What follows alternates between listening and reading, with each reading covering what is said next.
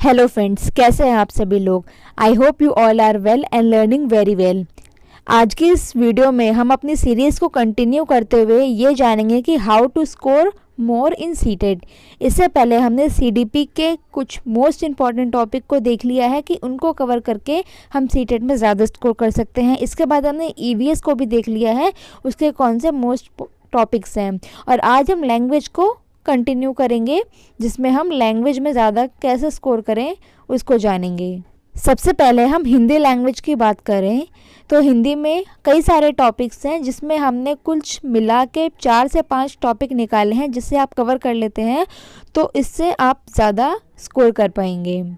CTET की सभी language में, चाहे हिंदी, इंग्लिश, उर्दू या कोई और सी भी लैंग्वेज हो, उस लैंग्वेज का सिलेबस अलग नहीं है, सिलेबस सबके सेम है, बस उसकी लैंग्वेज चेंज हो जाती है। जैसे हिंदी का हमने 4 से 5 टॉपिक लिए हैं, यही आपके इंग्लिश में काम आएंगे, बस इंग्लिश की तरह उसको करना है। वैसे ही उर्दू या कोई और लैंग्वेज में। तो हिंदी के पहले टॉपिक में हमने सबसे मोस्ट इम्पॉर्टेंट टॉपिक लिया है भाषा, अधिगम और अधिग्रहण। इंग्लिश में अगर आपने लैंग्वेज लर्निंग और लैंग्वेज एक्विजिशन वाला टॉपिक करा है तो बिल्कुल सेम ही है।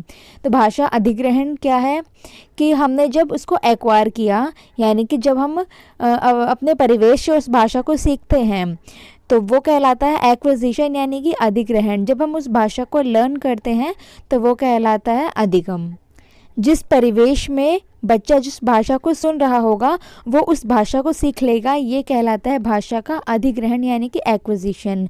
और जो हम अलग से सीखते हैं, जैसे कि हिंदी हमारी अधिग्रहण भाषा है, एक्विजिशन है हमारा, और इंग्लिश या कोई और लैंग्वेज सीख रहे हैं, उर्दू सीख रहे हैं, ये हमारा लैंग्वेज लर्निंग कहलाएगा।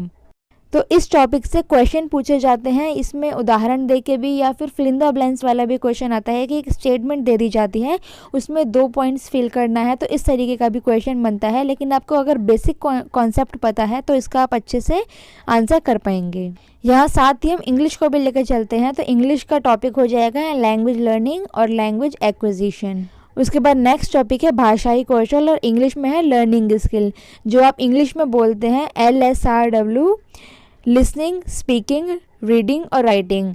इसको LSRW से आप याद रखते हैं, और हिंदी में सुबोपल्ली से सुनना, बोलना, पढ़ना और लिखना, ये भाषाई कौशल है। इससे क्वेश्चन डेफिनेटली पूछा ही जाता है, तो ये टॉपिक आपको करना ही है। ये क्वेश्चन आपको 3 नंबर तो कम से कम दिलाएगा, तो ये एक इम्पॉर्टेंट टॉपिक है। उसके बाद नेक्स्ट टॉपिक है शिक्षण सहायक सामग्री, और इंग्लिश में है टीचिंग लर्निंग मटेरियल। ये भी इम्पॉर्टेंट है। 3 ही तरीके के होते हैं, एक तो ऑडियो, एक विजुअल, एक ऑडियो विजुअल, दृश्य श्रव्य और दृश्य श्रव्य। तो इन्हीं में जो सारी चीज़ें आती हैं वो उसके सहायक सामग्री के रूप में आती है। तो इससे क्वेश्चन पूछा जाता है कि वो श्रव्य है कि दृश्य श्रव्य है या दोनों है। तो इससे रिलेटेड क्वेश्चन आप देख लेना, एक ये टॉपिक से क्वेश्चन आएगा। इसके बाद नेक्स्ट टॉपिक है विविध कक्षा में भाषा, यानी कि जब आप language in a diverse classroom, जब एक डाइवर्स क्लासरूम में लैंग्वेज सिखाई जा रही है तो उसका क्या रोल है। तो डाइवर्स क्लास में भाषा का क्या रोल है, तो एक संसाधन के रूप में है, तो उसे हमें जानना है। इसका एक टॉपिक है, इसको आप अच्छे से कर लेना, इसका एक क्वेश्चन पूछा जाएगा। उसके बाद नेक्स्ट टॉपिक है भाषा की कठिनाइयाँ, और इंग्लिश में है लैंग्वेज डिफ़िकल्टीज़। इसके क्वेश्चंस एग्जाम में पूछे गए हैं, पूछे जाते हैं, और इस बार भी पूछे जाएंगे। इसीलिए भाषा की कठिनाइयाँ कहाँ कहाँ होती है, बच्चे को कहाँ परेशानी आ रही है, इससे रिलेटेड क्वेश्चन पूछे जाते हैं, और हमें उसका कैसे समाधान करना है, ये लैंग्वेज के क्वेश्चन बनते हैं। इसके बाद लास्ट टॉपिक है त्रुटियां और विकार। इंग्लिश में डिसऑर्डर वाला है जो टॉपिक है, वो क्वेश्चन इसमें पूछे जाते हैं। तो ये भी एक इम्पॉर्टेंट पॉइंट है जिससे क्वेश्चन बनता है। तो ये कुछ 4-5 पॉइंट हैं जिससे एग्जाम में क्वेश्चन बनेगा लैंग्वेज से। तो यहाँ हमने बात कर ली अभी लैंग्वेज की। इसके बाद सीटेट में ग्रामर का ज़्यादा रोल नहीं है, लेकिन बेसिक ग्रामर पता होनी चाहिए, और हिंदी में भी व्याकरण पूछी जाती है। तो पेडागोजी और ग्रामर ये दोनों इम्पॉर्टेंट हैं। हमारा नेक्स्ट सब्जेक्ट है मैथ्स। तो मैथ्स में भी पेडागोजी और मैथ्स के क्वेश्चन पूछे जाते हैं। पेडागोजी में मेन जो 4 पॉइंट्स है वो हम आपको बता देते हैं। नेचर ऑफ मैथमेटिक्स, इससे क्वेश्चन पूछे जाते हैं, और इसमें परिभाषाएं भी आती हैं जो बेसिक है, और आपको जो बुक्स में मिल जाएंगी वो ही एग्ज़ाम में पूछी जाती है। उसके बाद नेक्स्ट टॉपिक TLM, इससे भी क्वेश्चन पूछे जाते हैं, तो TLM आपको करके जाना है।